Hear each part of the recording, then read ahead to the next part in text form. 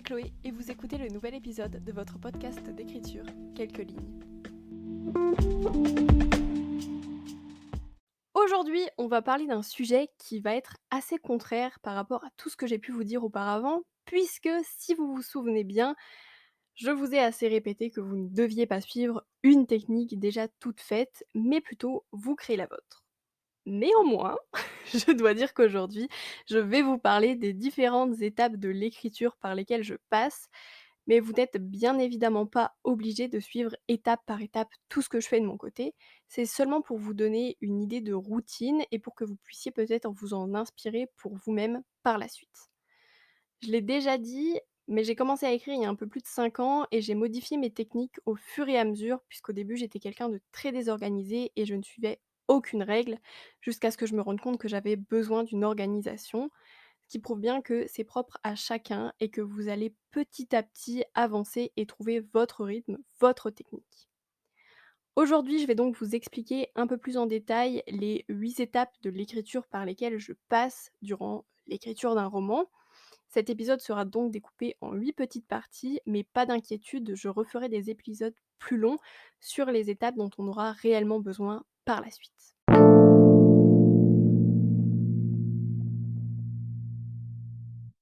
La première des étapes, selon moi, et c'est la première chose qui me vient, c'est l'idée principale du roman. C'est-à-dire que je vais réfléchir pendant plusieurs jours sur une idée, sur des personnages, sur une intrigue, pour trouver ce qui me plaît le plus. Et puis il va y avoir ce moment où l'intrigue va tellement devenir une obsession et où je ne pense plus qu'à elle. Je sais que c'est cette idée que je dois suivre et pas une autre. Alors je ne sais pas si on peut réellement considérer cela comme une étape, mais selon moi c'est réellement un point capital avant de se lancer tête baissée dans l'écriture, c'est de savoir justement d'où est-ce que l'on part, dans quelle direction on va aller. Je ne dis pas qu'on doit savoir d'entrée de jeu que l'on part du point A et que l'on va arriver au point Z, mais déjà avoir une idée du point A, celui dont on part, c'est selon moi une bonne chose, et ça permet de savoir réellement si notre idée, elle a du sens. Du coup, mon premier conseil, ce serait de ne pas se précipiter, mais de bien penser à cette entrée. C'est-à-dire qu'il va y avoir ce moment où vous allez tellement penser à votre intrigue, vous savez que c'est la bonne, vous aurez passé des jours entiers à la penser, et ce ne sera pas une autre. Par exemple, lors de l'écriture de mon dernier roman, Forbidden Dance, j'ai été inspirée par une vidéo de danse et une musique en particulier, et durant les jours qui ont suivi, les personnages et leur intrigue se dessinaient sous mes yeux, et il m'en était impossible de m'en détacher. C'est d'ailleurs comme ça que j'ai commencé à écrire ce roman. J'ai donc laissé mes deux personnages principaux, Edward et Amber, me guider dans leur histoire, et c'est comme ça que ce roman est né.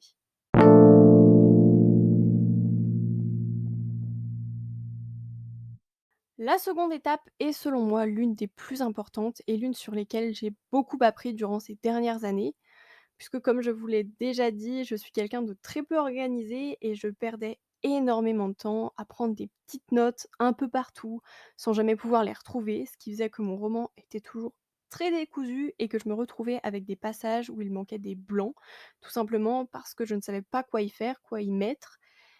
Et donc, bien évidemment, je vous parle de la planification.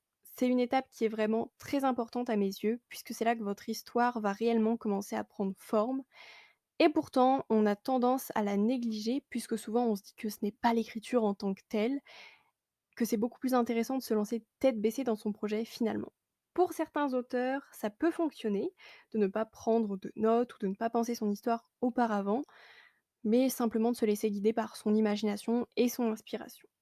Pourtant, pour toutes les personnes qui sont, comme moi, un peu désorganisées, qui ont la tête en l'air ou qui oublient des passages de leur histoire après les avoir pensés, ça peut devenir très vite compliqué. Comme je l'ai déjà dit, la planification nous permet de sauter pas mal d'étapes lorsque l'on est sur la réécriture, puisque l'on a prêté attention à des petits détails d'entrée de jeu lorsque l'on a commencé à écrire, ce que l'on n'a pas forcément fait quand on ne pense pas tous ces détails justement. Alors, beaucoup vont me demander ce que j'entends par planification. Personnellement, je suis devenue très carrée à ce sujet, c'est-à-dire que d'abord, je vais commencer par faire le découpage de mes chapitres, lister tout ce qui va se passer dans mon intrigue, pour justement la découper en parties, la segmenter en chapitres, en espérant savoir ce que je vais pouvoir y mettre dedans. Ensuite, je vais aussi penser à réaliser les fiches personnages dont je vous ai déjà parlé et sur lesquelles je m'attarderai plus longuement dans un autre épisode. Ces fiches personnages sont assez importantes d'un point de vue physique, puisque c'est là que vous allez créer votre personnage physiquement, et puis aussi d'un point de vue émotionnel et moral, puisqu'il va réellement prendre vie et vous allez voir naître tous les enjeux et la complexité de son comportement tout au long de l'intrigue. Durant cette étape de la planification, je vais aussi essayer de me rendre compte de combien de mots va faire mon roman pour essayer de déterminer le nombre de mois que va me prendre ce projet. Et une fois que j'ai réussi à déterminer à peu près combien de temps va me prendre l'écriture, j'essaie de voir combien de mots je vais devoir écrire par semaine, voire jour. Tout dépend ensuite de l'emploi du temps que j'ai à côté dans ma vie personnelle et scolaire. Et puis, je vais aussi penser à tout ce qui va être fiche technique ou mémo, c'est-à-dire que je vais me renseigner sur le lieu géographique où va se dérouler mon intrigue. Donc je vais faire des recherches sur le quartier où se déroule mon histoire. Et puis, par exemple, si mes personnages vont aller, à tel restaurant, je vais faire des recherches aux alentours. Je vais aussi prendre en compte les déplacements de mes personnages, s'ils prennent l'avion, la voiture, le train, combien de temps est-ce qu'ils vont mettre pour aller d'un point A à un point B. Et je vais aussi penser à la décoration d'un lieu ou encore des points techniques sur un métier, une fonction, une famille, un point historique. Tout dépend de mon intrigue. Mais en bref, je récolte toutes les informations qui vont me servir dans mon roman et je les mets de côté pour l'écriture. Ce sont des recherches qui sont très importantes que je n'aurai pas à refaire ensuite. Donc, ça permet de tout planifier et d'être certain d'avoir tout à portée de main.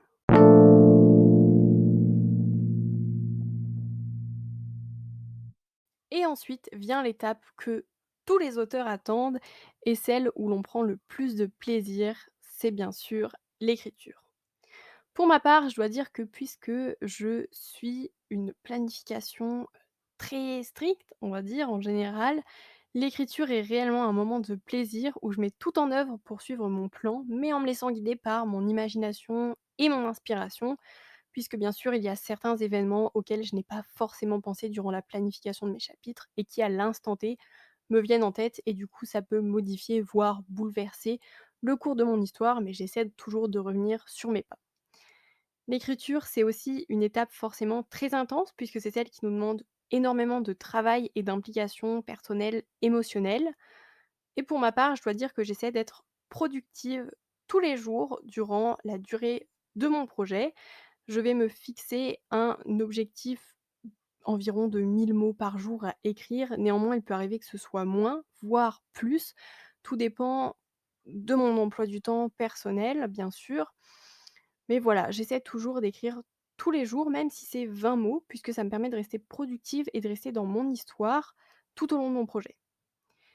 L'écriture, bien sûr, c'est une partie qui va aussi être très longue. Pour ma part, c'est la plus longue, ce qui fait que ça peut être très intense, mais c'est là où on vit avec ces personnages, on vit pour l'intrigue, en fait, on vit à travers eux, en quelque sorte. Et une intrigue qu'on a imaginée nous fait forcément rêver quelque part, donc c'est un moment toujours très intéressant où on se révèle à travers nos écrits. Je ne vous cache pas que c'est réellement ma partie préférée, même si je prends de plus en plus de plaisir à faire d'autres parts dans mes projets, d'autres étapes. Mais bien sûr, l'écriture, ça reste quand même la plus grosse partie. Dans les semaines à venir, je vais vous consacrer un épisode à la productivité, ce qui vous permettra de vous rendre compte de comment est-ce qu'on peut rester productif tout en prenant toujours du plaisir et ne pas subir sa propre charge mentale, comme on a pu le voir dans l'épisode précédent.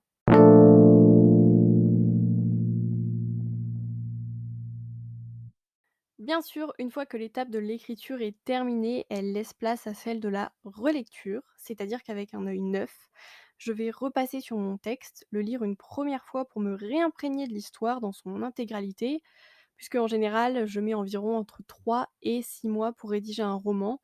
Donc entre le premier jour où j'ai rédigé mon premier chapitre et le dernier où j'ai mis un point final, il s'est passé beaucoup de choses, ce qui fait que malgré ma préparation intensive, j'ai pu oublier de nombreux détails, ce qui me permet donc de retrouver toute l'ambiance de mon roman pour savoir dans quelle direction je vais me lancer par la suite.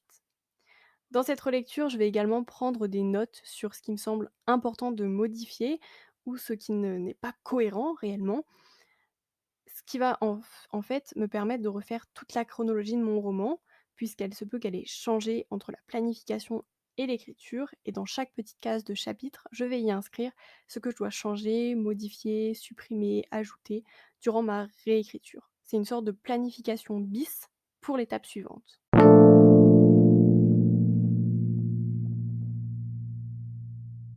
Justement, l'étape suivante, c'est celle de la réécriture. Je vais passer assez brièvement sur ce point, puisque vous le savez, on en a déjà parlé, j'ai consacré un épisode entier à la réécriture, puisque c'est selon moi une étape très importante qui nous permet de réécrire des passages clés de notre roman qui ont pu être abrégés, coupés ou qui n'ont tout simplement pas vu le jour dans le premier jet, et on va donner plus d'intensité à notre roman et notre intrigue.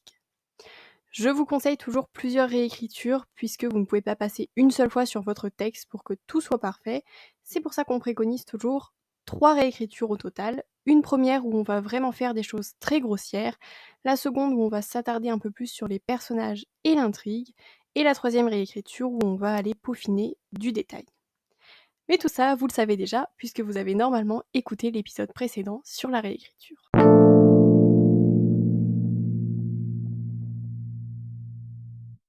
Enfin, une des dernières étapes de l'écriture, c'est celle de la correction. Je ne vous cache pas que c'est une des étapes que j'apprécie le moins.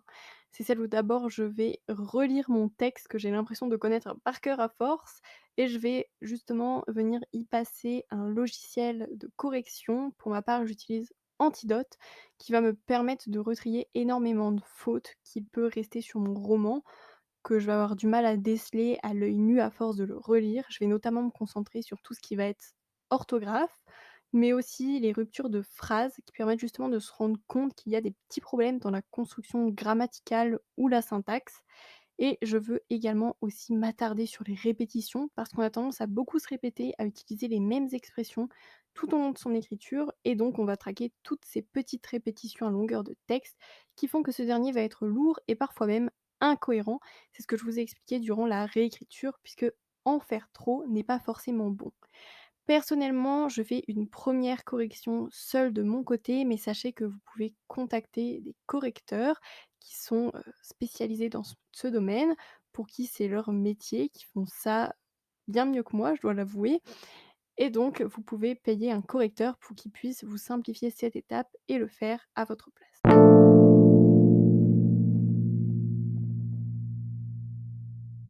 Et finalement, la voici la toute dernière étape après avoir retravaillé votre texte suite à la bêta lecture. C'est le moment de prendre une décision importante. Édition traditionnelle, auto-édition, plateforme d'écriture en ligne, il existe aujourd'hui plein de façons de faire découvrir vos textes.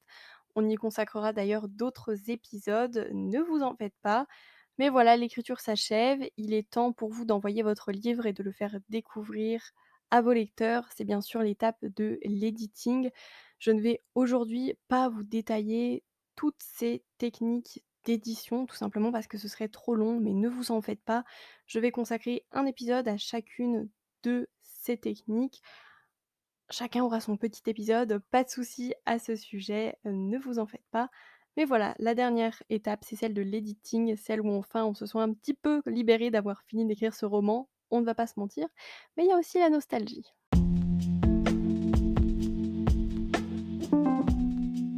Voilà, je vous ai retracé les grandes étapes de l'écriture par lesquelles je passe. Bien sûr, vous n'êtes pas obligé de les suivre dans cet ordre, vous n'êtes d'ailleurs même pas obligé de les suivre, puisque comme je vous le disais, c'est selon vos capacités et bien sûr la façon dont vous travaillez qui, elle, vous est propre. Aujourd'hui, j'ai un peu survolé tous ces sujets, puisque je voulais vous montrer comment est-ce que moi je peux travailler, mais bien sûr, on va revenir en profondeur sur ces étapes dans les prochains épisodes de ce podcast. En attendant, si vous avez d'autres questions, vous pouvez me les poser directement sur Instagram à @chloé.vivet ou par mail que vous retrouverez dans la barre d'informations. J'espère que cet épisode vous aura plu et en attendant, je vous souhaite d'écrire encore quelques lignes. À la semaine prochaine.